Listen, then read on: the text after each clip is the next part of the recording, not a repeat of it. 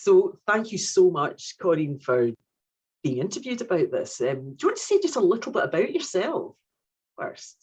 Yep, I used to be a psychiatric nurse, and then how long was it now? About 16 years ago, I started on the journey to adopt, and adopted one wee girl, and then 6 years later another wee girl, and they're now 20 and 14. That's amazing. I can't believe the time has flown. I know. I just don't know where the time's gone. Yep. Because so after that, like I sort of changed career a little bit so that I could be home more for the girls. So I work in different community projects, different charities, and it makes life a lot more flexible and a lot better for the girls as well. So you can kind of be around when they're needed. It's amazing they continue to need us, don't they? Yes. Yeah. And I guess really, we've known each other for quite a number of years, and you've been incredibly supportive of the research that we've done. And I just was really interested to know from your point of view, Corinne, what have you got out of taking part in mental health research, particularly around adoption? Yep.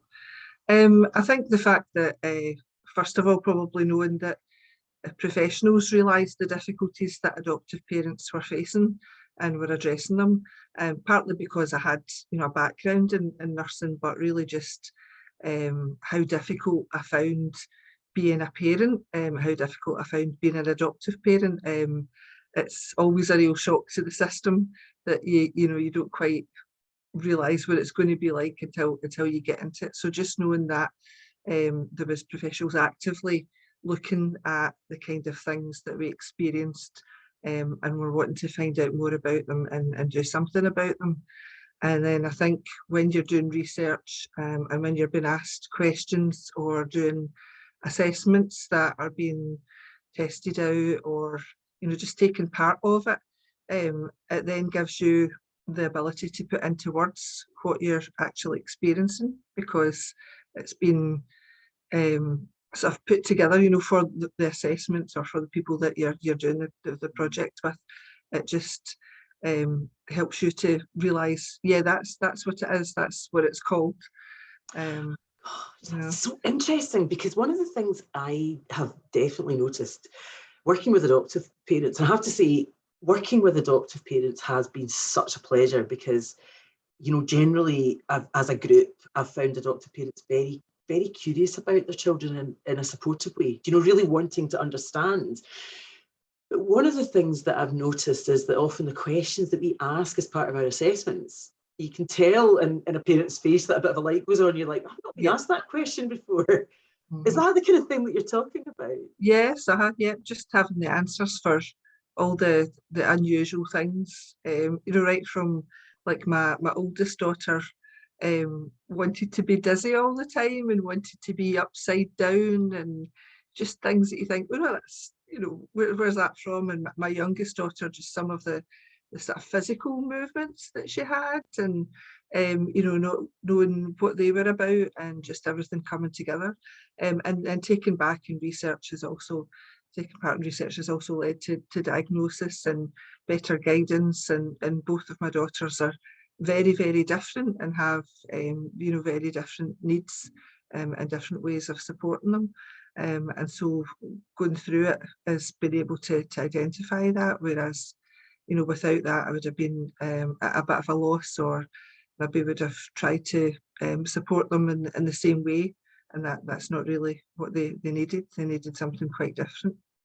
That's so interesting, because I think what I've heard from many adoptive parents is that often, especially at first, if the child does have problems, they can be quite subtle, and they can be quite hard for anybody else to really get why it's problematic. Yep.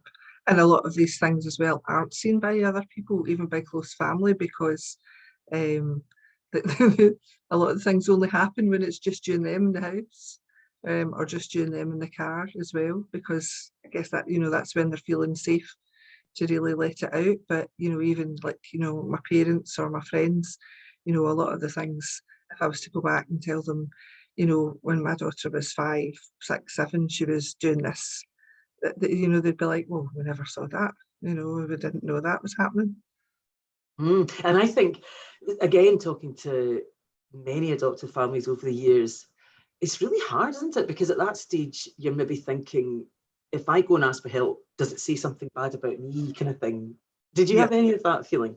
absolutely, because I was a single adopter, and I was the first single adopter approved and matched in my area. And so that was quite a pressure because the whole assessment process is really, really intense. You feel like you're really proving yourself strong enough and able enough to do this. And then when you start to crumble, and you start to come up against things that you think, oh, I don't know if I can cope with that, it's really, really hard to say, I need help, or I find this difficult, or, you know, I don't know if I can deal with this, you know, this going on in my house long term, you know, the different things that were going on when you don't know to tackle them. So yeah, really, really difficult to ask for help, and not knowing who to ask for help, because you've been trying to prove yourself capable, and then you're not necessarily capable. And I think one of the things I've noticed in the various clinical research projects that we've done with adoptive parents is, by the time families have actually recognised that there's a problem that they might want to, you know, take part in a clinical research project about, we've been amazed in our team at just how much adoptive parents are really coping with. And, you know, sometimes we've just been really, I mean, you know, fantastic kids. This is not in any way being negative about the children, but really struck at the end of a couple of hours of assessment that, yes, this must be really, really challenging. And yet so many adoptive parents are just coping with that day in, day out, and feeling that, you know, they can't really say anything about it. And many also having not necessarily been listened to when they have asked for help. So. Yep. One of the other things that I remember from the different projects that we took part in is how much my daughters enjoyed doing it, which seems a strange thing, but they were so great though, I remember. Yes, they really enjoyed the process, and being listened to. And I guess in some ways it's maybe because they have a love of being around professionals, particularly, you know, having been in care from a very young age, and feeling safe around, you know, sort of different professionals that they've had in their lives. But yeah, kind of like a big game to them. They both of them really enjoyed, you know, different things that we were involved in. That's so good to know, because that's really what we aim for, you know, for children, especially younger children. We really try to make it fun and really try and make children welcome, because that's the way that you're going to be able to understand the children. I actually think any child enjoys adults being genuinely curious about them. Yep. I mean, I still remember sort of different things they did, like when we did the cortisol study, and we had difficulty sort of getting, you know, your mouth to water for the saliva test. They all had to spit, didn't they? So we were given a trick with a lemon that you were to sort of do, and then, you know, build yourself up to it. So then even the thought of the lemon could make the saliva come, and that's something that my daughter will still remember every time she has like a slice of lemon in her drink. Or do you remember when I had to spit into a test tube? And I mean, certainly when I was that age, I loved a wee bit of science. You know, it just felt exciting. You know, anything that was Yep. Yeah.